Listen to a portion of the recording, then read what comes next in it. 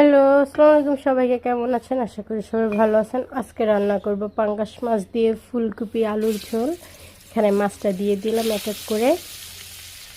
করে মাছগুলো দিয়ে দিলাম। মাছগুলো সুন্দর করে দিয়ে দিচ্ছি। এখন ভালোভাবে লাল করে ভেজে নিব সুন্দর করে। হলুদ পালট করে নিচ্ছি মাছটা ভেজে। বেশি লাল করব না, হালকা লাল করব। তারপর ভেজে নিলাম ফুলকপি আর আলু।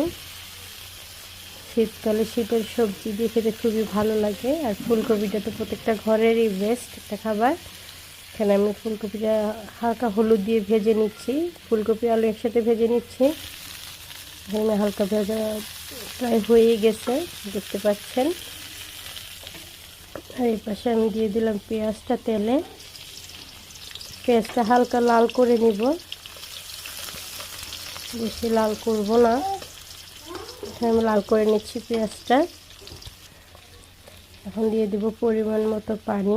লাল হয়ে গেছে এখানে পেঁয়াজটা। দিয়ে দিচ্ছি পানি পরিমাণ মতো।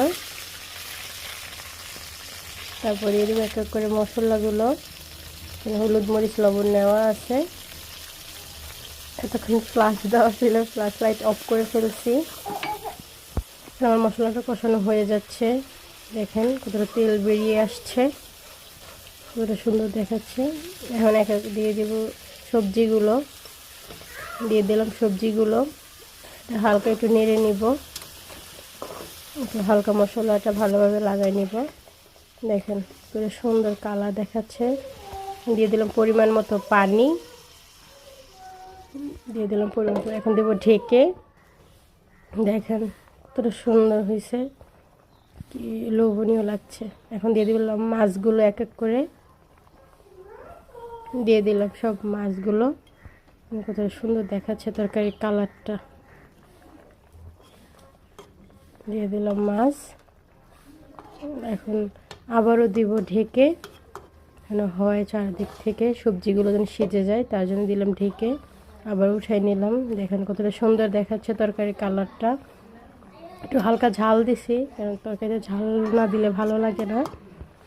দিয়ে দিলাম দেশি ধনিয়া পাতা। দেশি ধনিয়া পাতা তো আলাদা একটা সেন্ট আছে। দিয়ে দিলাম দেশি ধনিয়া পাতা। এখন হালকা একটু নেড়ে নিব। দেখেন তরকারির কালারটা শুধু আপনারা দেখেন কতটা সুন্দর কালার হয়েছে, যে বলার বাহিরে, কি লোভনীয় লাগতেছে। দেখেন কি সুন্দর লাগছে কালারটা। রান্নাটা ভালো হলে অবশ্যই লাইক কমেন্ট শেয়ার করে দিয়ে যাবেন। সবাই ভালো